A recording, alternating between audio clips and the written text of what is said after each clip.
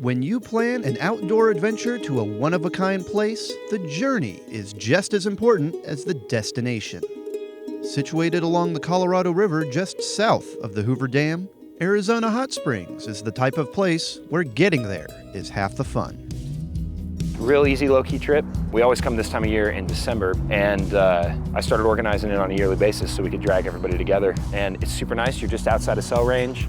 It's a really good beginning backpacking trip. It's super easy to backpack in. You don't need to load in a ton of food. If you forget something, it's an hour-and-a-half hike back to the car, so not too bad at all.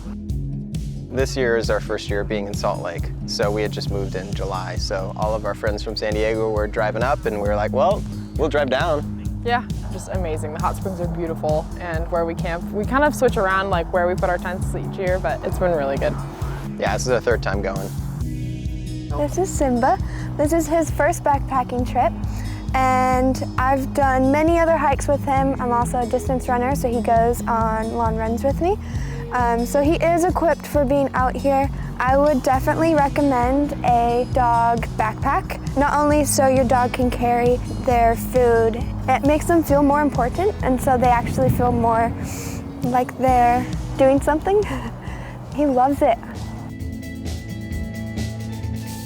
This is my first time backpacking ever, so I'm a big freshie. It's totally recommended for anybody who's really new. I really enjoyed it. Good hiking and camping experience.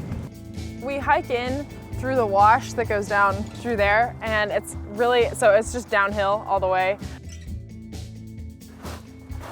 And the canyon is a very beautiful route, but I recommend hiking down to the springs this way because of all the sand and the gravel. It would be a real slog to come back up this thing. But the Slot Canyon is amazing, but you really want to watch out for the weather because flash flooding can always be a concern whenever you're in a place like this. So just plan ahead. So you'll camp down by the Colorado River, and then the walk up to the hot springs is it's got kind of a trickle going down, and so you'll wear like water shoes or something like that and hike up for, quarter mile or something like that, nothing too bad. This year they just put up a really nice kind of step ladder. So previously it was kind of like a rickety old thing that was a little sketchy, and this time it's got full-on Yeah, it's super nice. steps. It was amazing. I've been in hot springs before, but none like this one. Like very specifically a different feeling.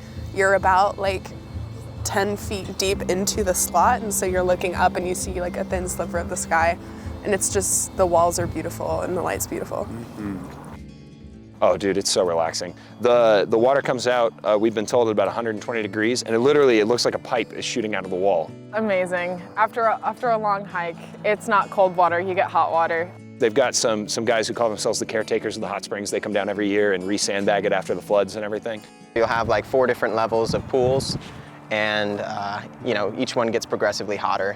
So you can choose which pool you are most comfortable in. I'm usually the one in 105, that's good for me. And then the guys like to go in the super hot one. But yeah, you can chill out in that 101 degree pool all day long. So it's a really good time.